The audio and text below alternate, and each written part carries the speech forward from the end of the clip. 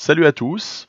Alors, l'épisode 16 pour les Lotto Soudal, il est évidemment consacré au début de saison, après des préparatifs interminables, je pèse mes mots. On va donc aborder notre programme par, évidemment, avec nos Australiens, le championnat national d'Australie. Alors, sur cette course, évidemment que j'en ai que 3. Déjà, j'ai 3 Australiens, c'est déjà ça. Et en fait, ce qui se passe, c'est qu'au tout départ, je me dis, ok, plutôt que rouler derrière des échappées, on sait que sur ces courses de début de saison, souvent, il est assez pénible de constater que les échappées peuvent aller au bout, enfin pénible si on est dans le peloton. Puis moi en plus, j'ai que 3 mecs, dont 2 sont censés servir au sprint. Alors je peux pas rouler, Du coup, je prends l'échappée. Voilà, je prends l'échappée avec Hausler.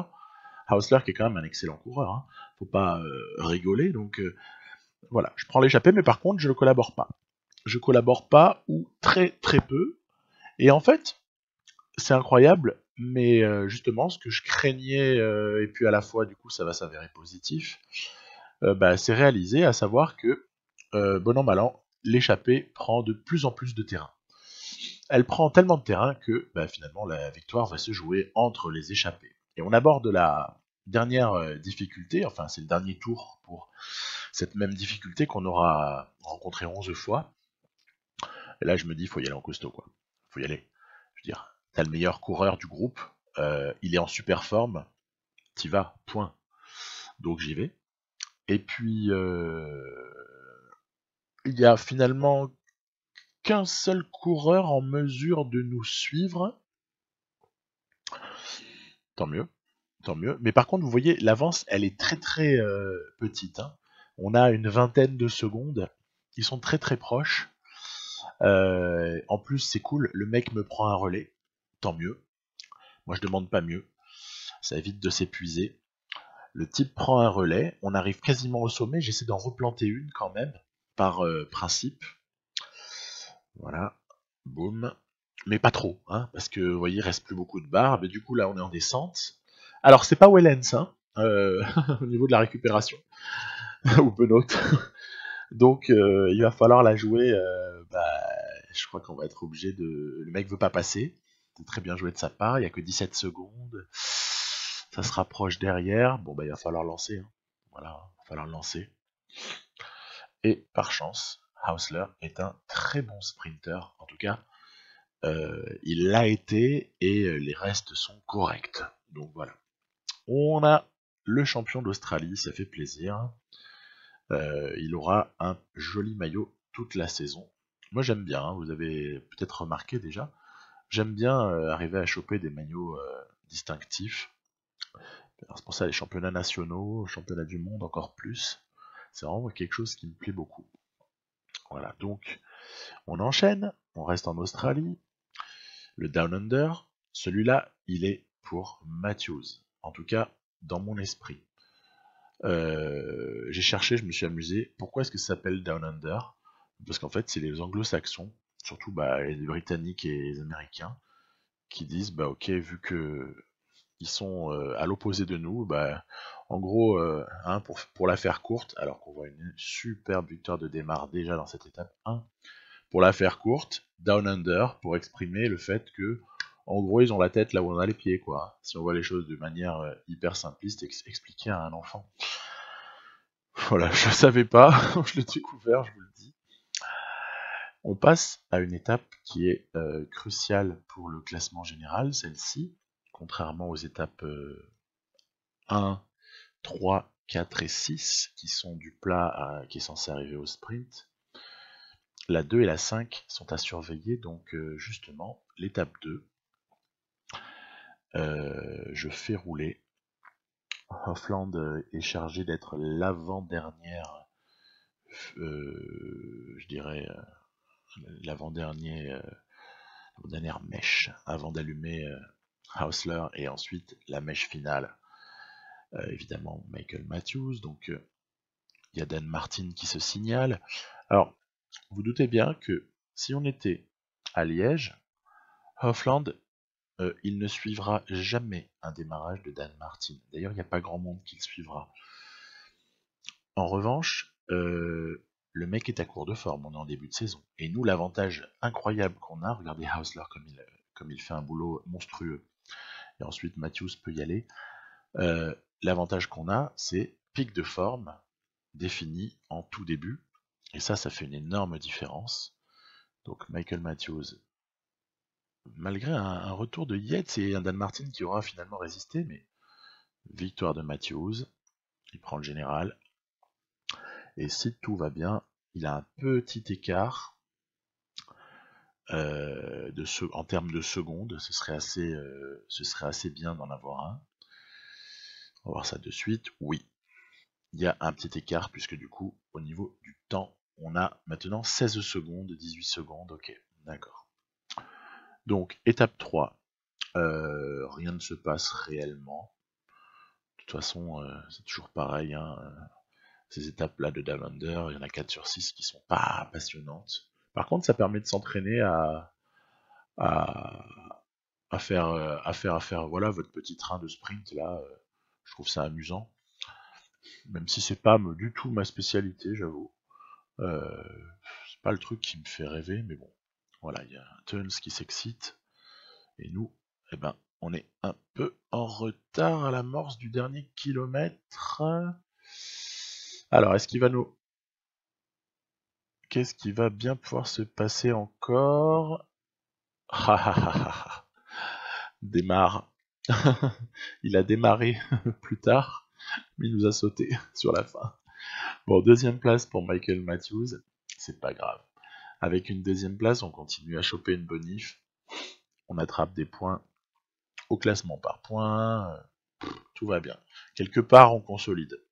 On consolide la place de leader. Ouais, ça se joue vraiment un peu, hein, parce que franchement, en regardant de près. L'étape 4, toujours le petit train. Hein, on change pas grand chose.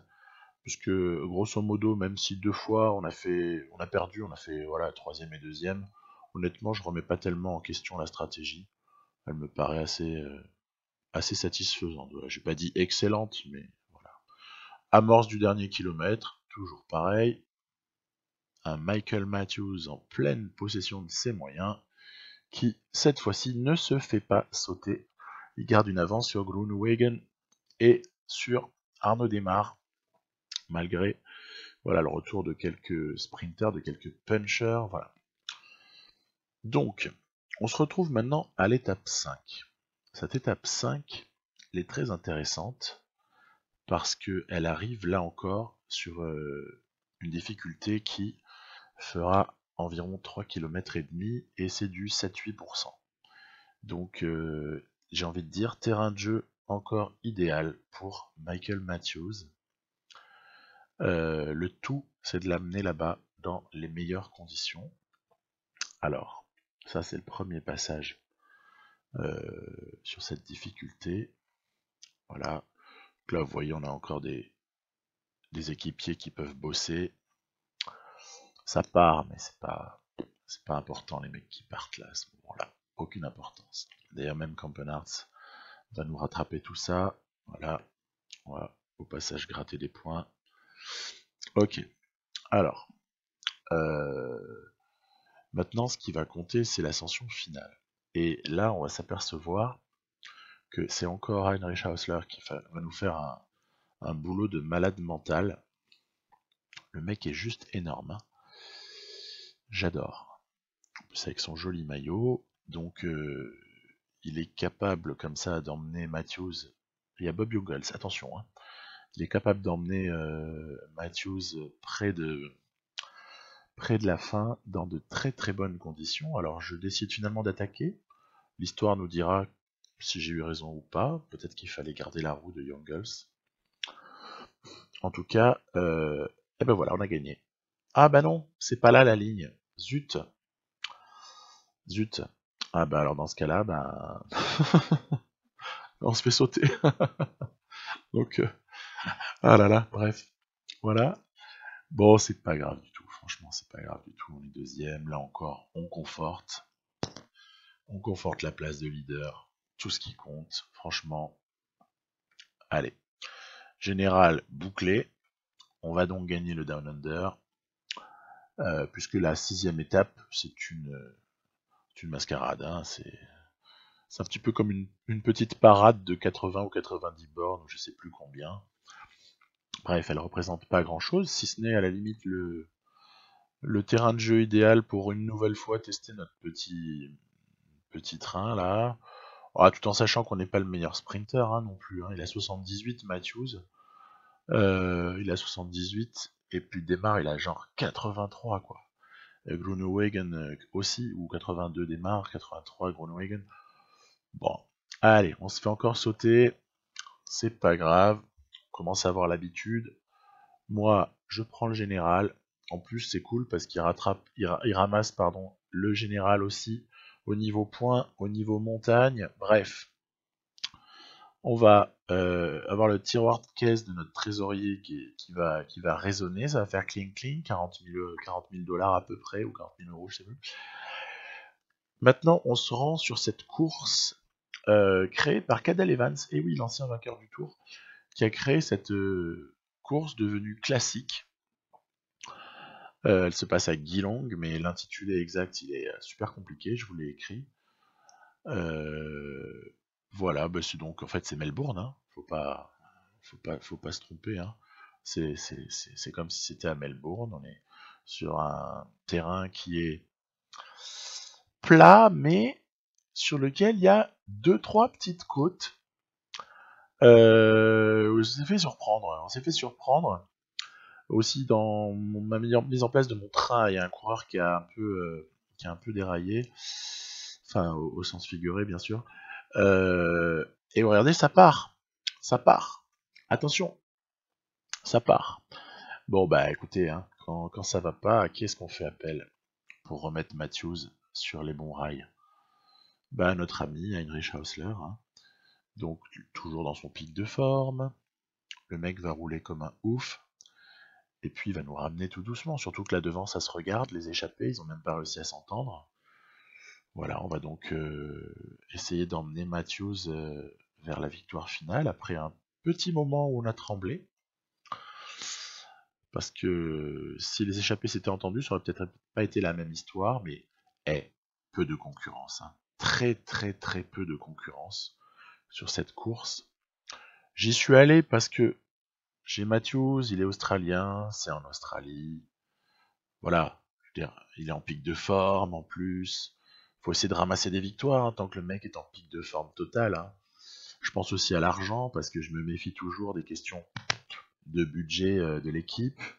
Ça m'est déjà arrivé dans un passé un peu plus lointain de me retrouver quasiment à devoir mettre la clé sous la porte, même pas quasiment. D'ailleurs, une fois dans une partie, je sais plus si c'était en 2012 ou en 2013 ou quelque chose comme ça, et où maintenant du coup je suis flippé sur l'argent et je ramasse un peu tout ce qui est possible. Voilà.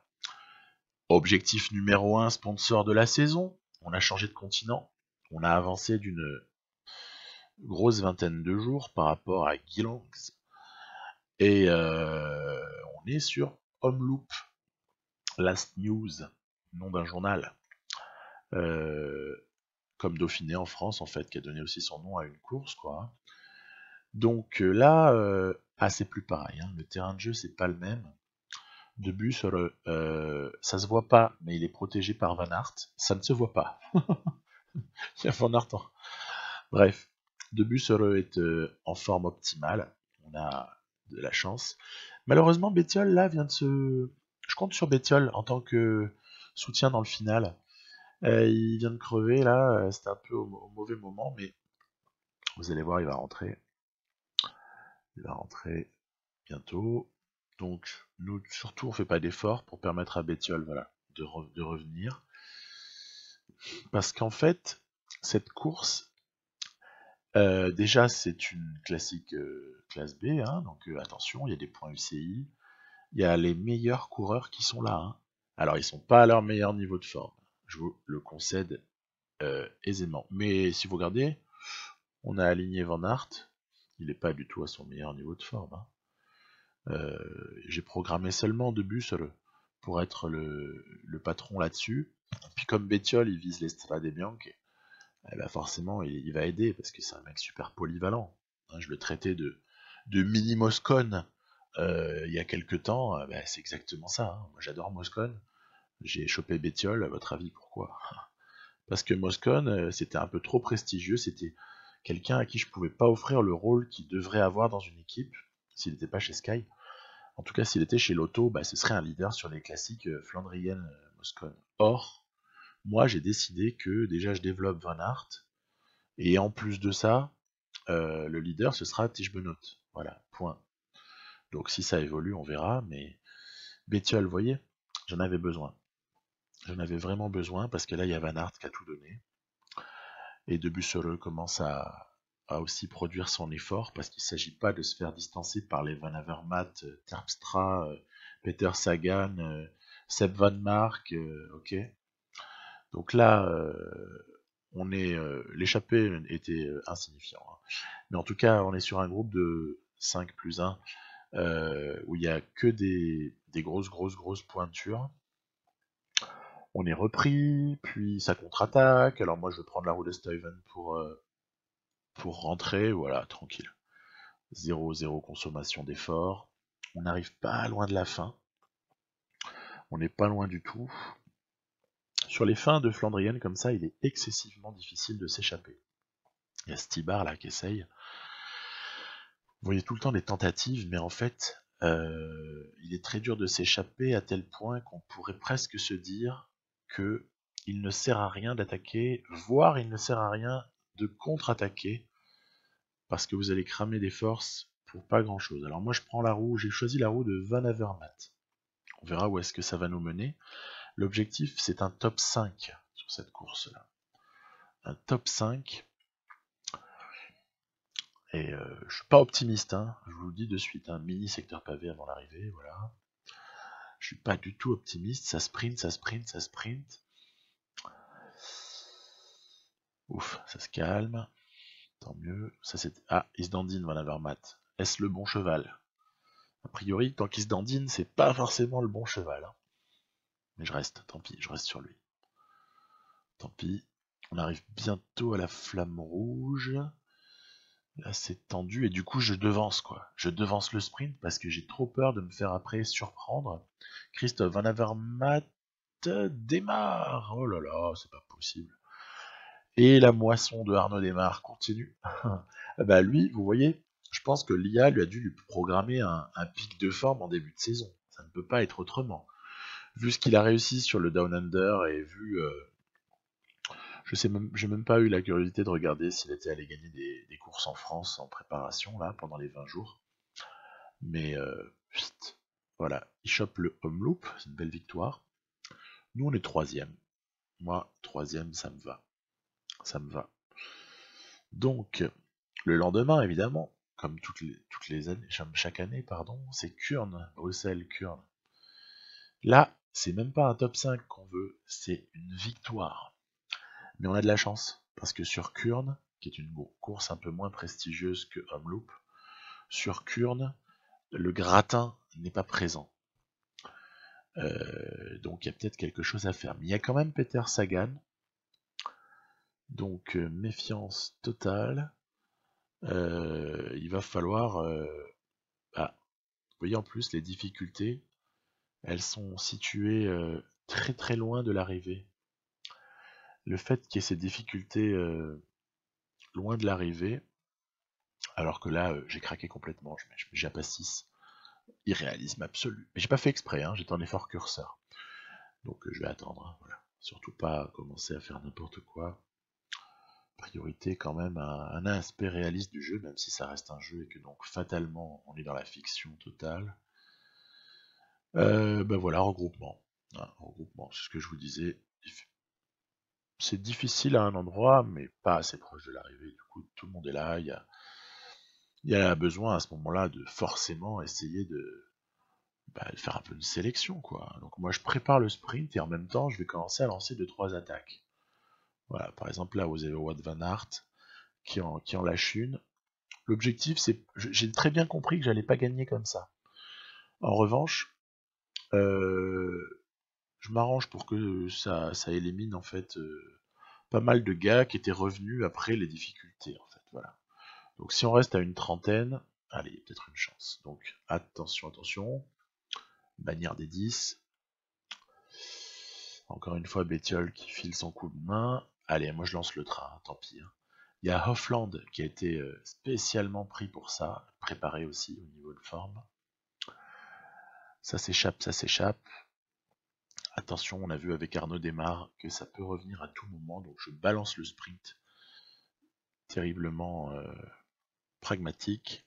On ne tient pas à se faire avoir cette fois-ci. Et ouais, on a raison, parce qu'à pas grand-chose près, Peter Sagan serait peut-être revenu. Donc bon, on a notre victoire. C'est tout ce que je retiens. Elle aura pas été avec du panache, elle aura pas été non plus spécialement formidable, mais c'est pas des courses faciles. C'est pas des courses faciles. Alors déjà, gagner, c'est très bien. Et puis avec Debus, qui n'est ni un énorme mec sur pavé, ni un énorme sprinter, ni très fort en vallon d'ailleurs, il est un peu faiblard. Et sur un profil pareil, de toute façon, qu'est-ce que je peux faire à part espérer gagner au sprint? Pas grand-chose. Petite parenthèse imprévue, Abu Dhabi, tiens, Michael Matthews est en tête avant la 5e étape qui nous est favorable. Allez, je joue. Je joue. Donc, c'est parti. Vous avez vu, c'est énorme, comme la route est large, c'est amusant. Donc voilà, bon, on va directement là-bas, on se met en place, voilà, il y a Burghardt qui va nous faire un peu l'équipier, avec Hausler évidemment, comme d'habitude, qui est juste devant Michael Matthews. Donc, Pénard en contrôle, il se passe pas grand chose. Pas grand monde capable d'attaquer. Faible plateau là encore. Mais moi je prends, c'est du World Tour, ça fait des points, ça fait de l'argent. Je prends. Attention, une attaque de Alexis Villermoz. Eh ben, puisque Hausler n'a pas les moyens de réagir, c'est pour Michael Matthews. Et d'ailleurs, Michael Matthews, ouais, vide un peu sa barre, mais ça va. Franchement, ça va. Puis il lui reste énormément d'endurance. C'est la barre verte, donc ça va. Franchement, ça va. On va bien même pouvoir se permettre de martyriser un peu les rivaux. Attention, Sanchez, c'est le deuxième au général. Il est à 1 seconde ou 2.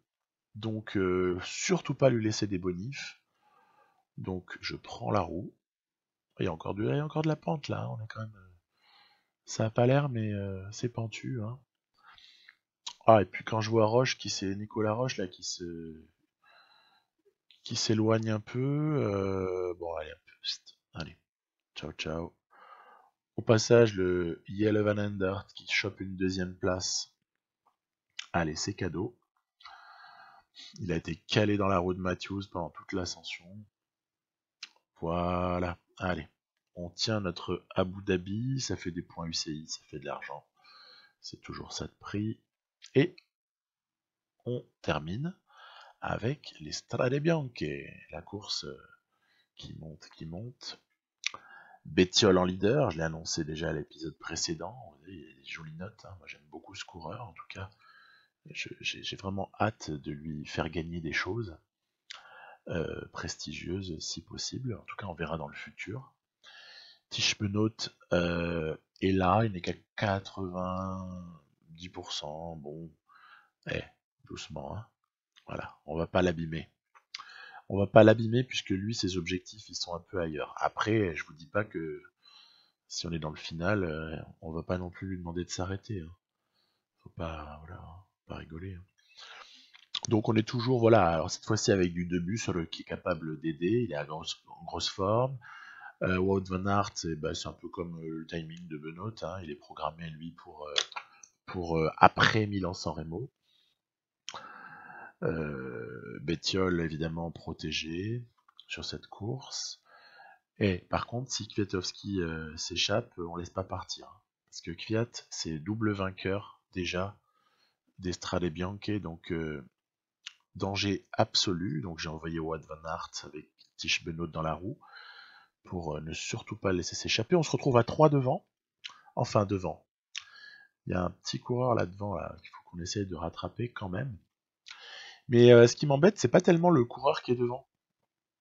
C'est plutôt Bettiol qui est derrière. J'aurais beaucoup aimé donner la possibilité à Bettiol de gagner.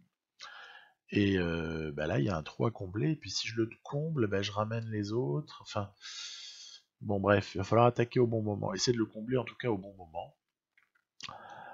Voilà, donc on approche vraiment de l'arrivée là. On rentre dans Sienne. Voilà. Attention, le virage traditionnel. C'est parti. Virage à gauche, montée pavé. Pavé léger. Hein. Donc, on a Kwiatkowski qui est calé dans la roue. Je vais essayer de faire revenir Bettiol. Wout van Aert, il a terminé, hein, donc c'est pas un problème. Voilà, Bettiol revient. Bettiol revient dans la roue de Kvyat. Et là, je pense commettre une erreur, c'est de ne pas avoir attaqué directement avec Tish Benoît. Voilà. Voire même, Tish Benoît attaque, Bettiol roue de Tish Benoît, Bettiol conclut. Et du coup, je me fais choper par Kwiatkowski. Donc voilà, ça m'apprendra. Ça m'apprendra. Je préfère perdre ici et gagner ailleurs, peut-être. Même si j'adore les Strade Bianche. Hein. Voilà. Ça va servir de leçon. De toute façon, tout ce qui ne tue pas rend plus fort. Donc, on va conclure pour se dire quoi? Que la suite, ce sera Paris-Nice, bien sûr. On a Hausler qui a gagné un titre. On a Matthews qui a raflé.